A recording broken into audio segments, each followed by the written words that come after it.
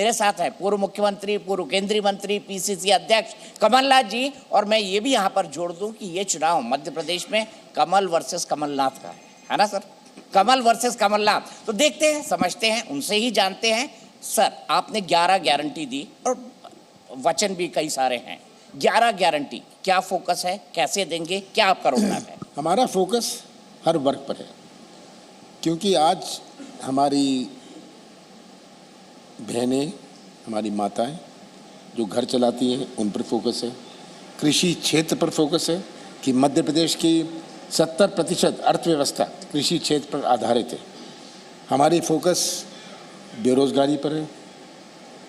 इस प्रकार हर वर्ग के लिए हमारा फोकस है कि ये चुनाव केवल उम्मीदवार और पार्टी का नहीं है, ये चुनाव मध्य प्रदेश के भविष्य का है। तो हमने मध्य प्रदेश के भविष्य का एक नक्शा बनाया।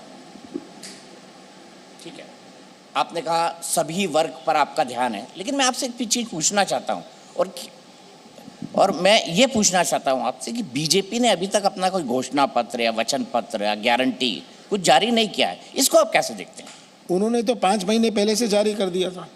शिवराज सिंह जी की घोषणा मशीन डबल स्पीड पर चल रही थी, उनकी झूठ की मशीन डबल स्पीड पर चल रही थी।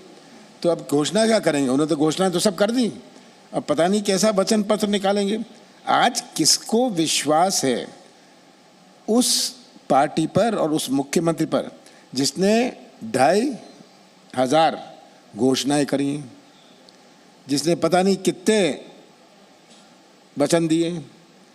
तो ये इनको तो शर्म आनी चाहिए अगर ये घोषणा पत्र कोई जारी करेंगे। ठीक है, मैं यहाँ से बहुत स्ट्रेट जाता हूँ। आप मुझे बताइए कि विकल्प हैं, आप हैं और सामने वो कह रहे हैं कमल है, और आपको किससे मुकाबला लग रहा है? शिवराज सिंह चौहान से, प्रहलाद पटेल से, कैलाश विजयवर्गीय जी से, नरेंद्र सिंह तोमर जी से, सिंधिया जी से, या फिर आपका मुकाबला है मोदी जी से? देखिए, ये चुनाव मैं मानता हूं कि मध्य प्रदेश के मतदाता लड़ रहे हैं। अब मतदाता ही तय कर रहे हैं किससे उनका भविष्य कहाँ सुरक्षित है। ये हमें याद रखना है कि चुनाव 40 साल से मैं चुनाव लड़ रहा हूँ, जीत रहा हूँ। हर चुनाव का अपना मायने होता है।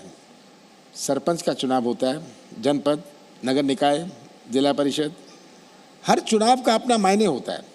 इस चुनाव, जैसे मैंने कहा कि मध्य प्रदेश का भविष्य तय करेगा, तो मध्य प्रदेश की जनता जिस पर मुझे पूरा विश्वास है कि मतदाता ये तय करेंगे कि मध्य प्रदेश का भविष्य किसके हाथ में सुरक्षित है।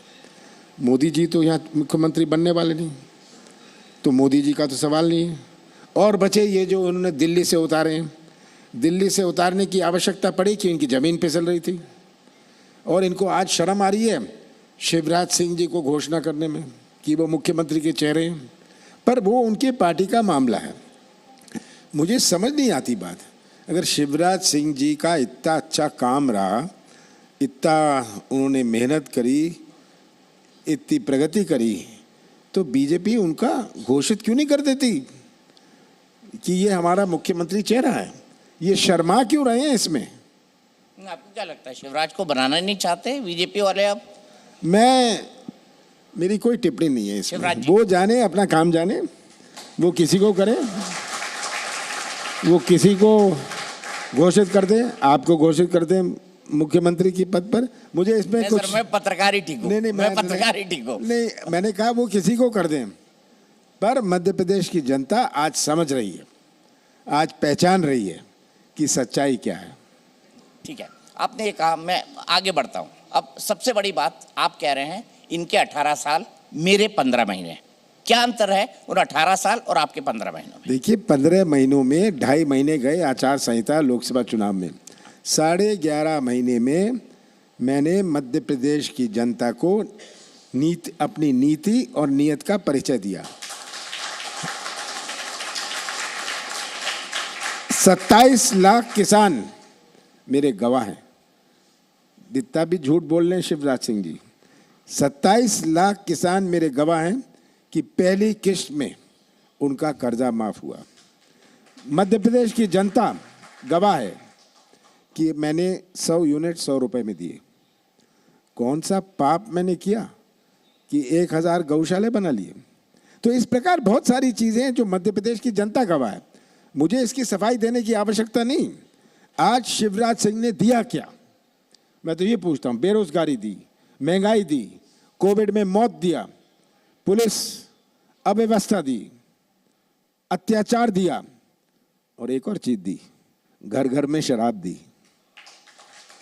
ठीक है, मैं यहाँ से आगे चलता हूँ। मैं आता हूँ मध्य प्रदेश में संगठन पर। जो एक परसेप्शन है कि मध्य प्रदेश का संगठन आपके हाथों में है और भारतीय जनता पार्टी का संगठन 3 स्तर पर काम करता है। कोई बोलता है, वो कहते हैं हमारा पन्ना प्रमुख होता है, वो कहता है हमारे एक बूथ पे 10 कार्यकर्ता। और मध्य प्रदेश में इलेक्शंस हमेशा क्लोज होते हैं। पिछली बार देखिए आप लोग भी जीते और आपने 18 महीने सरकार भी, 15 महीने सरकार भी चलाई। तो मैं जानना चाहता हूँ, क्या इलेक्शन के डे तक आपको लगता है कि अब कोई बदलाव आ जाएगा? बड़े उम्मीद लगा के बैठे बीजेपी वाले, बोल रहे हैं हम तो कम कर रहे हैं, हम तो गैप कम कर रहे हैं। देखिए, बीजेपी वाले उम्मीद लिखा दित्ती बनाए। मैंने कहा मैं 44 साल चुनाव लड़ा हूँ, मैं जनता को पहचानता हूँ। आम सभा हो जाती है, भाषण हो जाते हैं, पर वोल्टेज क्या है? आज आम मतदाता में वोल्टेज क्या है, ये अंत में प्रश्न होता है। और हमारा 4 साल पहले मैंने समझ लिया था। मैं बना था अध्यक्ष 1 मई 2018 में। 4 महीनों में चुनाव था। मेरे पास तो केवल 4 महीने थे और जो भी परिणाम आया वो 4 महीनों का परिणाम था। आज 4 साल में मैं एक बात समझ गया था कि हमारा मुकाबला केवल बीजेपी से नहीं है, भारतीय जनता पार्टी के संगठन से है। तो मैंने भी वैसा संगठन बनाना शुरू किया। आज राजनीति में बहुत परिवर्तन हुआ है। राजनीति बहुत स्थानीय है और ये मैं पहचानता हूँ। तो हमारा संगठन आज स्थानीय है और मुझे पूरा विश्वास है अपने संगठन पर। हमारे मंडल सेक्टर हैं, हमारे कार्यकर्ता हैं, हमारे बूथ प्रभारी हैं। बीजेपी बहुत प्रचार करती है, हमारा ये है, हमारा वो है। जो भी होए 3 दिसंबर को सामने आ जाएगा। पर मैं एक बड़े लाइटर नोट पे पूछ रहा हूँ, नकुल नाथ जी ने तो शपथ का गुरुवार का दिन भी बता दिया दिसंबर में। अब देखिए, सब अपनी उम्मीद लगाए रखें। बहुत सारी जनता आज मुझसे पूछ रही थी कि किस दिन आप शपथ लेंगे, तो सब अपनी उम्मीद, मैं कोई उम्मीद में नहीं हूँ। मेरी उम्मीद यही है कि मध्य प्रदेश के मतदाता मध्य प्रदेश की तस्वीर अपने साथ रखकर सच्चाई का साथ देंगे। भ्रष्टाचार कितना बड़ा मुद्दा है इन चुनाव में? आपने बेरोजगारी की बात करी, आपने महंगाई की बात करी, आपने सस्ते गैस सिलेंडर का वादा किया है, आपने महिलाओं की बात की। मैं आऊँगा, जो लाडली बहना योजना है उस पर आऊँगा, लेकिन उससे पहले भ्रष्टाचार कितना बड़ा मुद्दा है यहाँ पर मध्य प्रदेश में? सबसे भ्रष्ट प्रदेश देश में मध्य प्रदेश है, ऊपर से लेके नीचे। और मैं ये कहना चाहता हूँ, आपका ऑडियंस भी बैठा है, हर व्यक्ति मध्य प्रदेश का या तो भ्रष्टाचार का शिकार है या गवाह है। मध्य प्रदेश में भ्रष्टाचार का गवाह है। जगह जगह मैं पूछता हूँ, आज भी मैंने पूछा, कहते हैं जी पैसे दो काम लो, 50 एकड़ जमीन होए, पैसे दो, गरीबी रेखा में नाम लिखा लो। ये आज भ्रष्टाचार से पूरा प्रदेश पीड़ित है। ये भ्रष्टाचार प्रदेश है, घोटाला प्रदेश है, चौपट प्रदेश है। और ये मैं नहीं कह रहा, ये जनता की आवाज़ है। ठीक है, मैं यहाँ से चलता हूँ। महाकाल लोक बना, उसकी मूर्तियाँ टूटी, कांग्रेस ने उसको महाकाल लोक बना, उसकी मूर्तियाँ टूटी एक तूफान के बाद, उसको कांग्रेस ने बड़ा मुद्दा बनाया। क्या ये ग्राउंड पर मुद्दा बन पाया है कमलनाथ जी? आज भारतीय जनता पार्टी का हिंदुत्व सबसे बड़ा मतदाता जिनको आप ज्ञान देने जाते थे, वो आपको ज्ञान देने के लिए तैयार हैं, याद रखिएगा। ये सब समझते हैं कि महाकाल का कैसे घोटाला हुआ। कौन सा घोटाला नहीं हुआ? इन्होंने 3,50,000 करोड़ रुपए का कर्जा लिया है। किसको फायदा हुआ? क्या हमारे अतिथि शिक्षकों को फायदा हुआ? क्या हमारे किसानों को फायदा हुआ? इन्होंने कर्जा लेके बड़े बड़े ठेके दिए, ठेके में एडवांस देके अपनी कमीशन निकाली। ये तो रिकॉर्ड की बात है, मैं नहीं कह रहा कि पिछले 12 महीने में इन्होंने कितने ठेके दिए हैं। ये मेरी राय नहीं हो सकती, ये तो फैक्ट की बात है।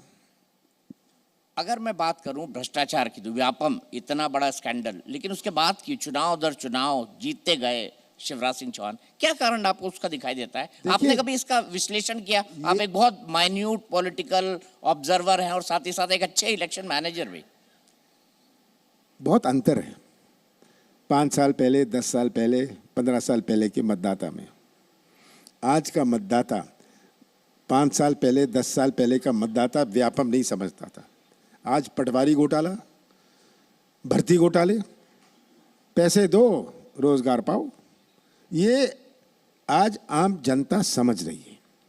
और 3 दिसंबर को ये स्पष्ट हो जाएगी बात। मैं आगे चलता हूं, मैं आता हूं अब मध्य प्रदेश के राजनीति पर। मुझे बताइए, वाकई में क्या कमलनाथ जी और दिग्विजय सिंह जी जय वीरू की जोड़ी है? जय वीरू पे सिंधिया जी ने अटैक भी किया है वैसे। देखिए, कोई भी अटैक करे, मेरे और दिग्विजय सिंह जी के संबंध बहुत पुराने हैं और हंसी मजाक चलता रहता है। मैंने कहा, उनके क्षेत्र के लोग आए, अरे जी ऐसा हो रहा है। मैंने कहा, आप दिग्विजय सिंह जी के पास जाइए, उनके कपड़े फाड़िए, मेरे पास क्यों आए? आप तो उनके क्षेत्र के हैं। ये हंसी मजाक तो चलता रहता है, चला है और आगे भी चलता रहेगा।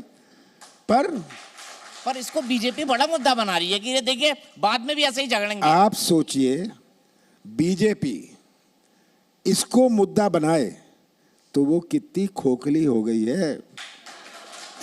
अगर ये मुद्दा है कि कमलनाथ ने कहा कि उनके कपड़े फाड़ेंगे, तो बस इनके पास यही बचा था कहने के लिए। नहीं, मैं एक बात और पूछता हूँ, और ये हर नई जनरेशन का आदमी जानना चाहता है कि भाई ये झगड़ा जो है, नेता कभी नहीं झगड़ते, दरबारी झगड़वाते हैं, और ये झगड़ा जो है नकुलनाथ जी और जयवर्धन जी के बीच का है कि कौन अगला मुख्यमंत्री होगा। कोई झगड़ा किसी का नहीं है, ये झगड़ा मीडिया में है, आप लोग ही इसे लाते हैं सामने। जी न्यूज़।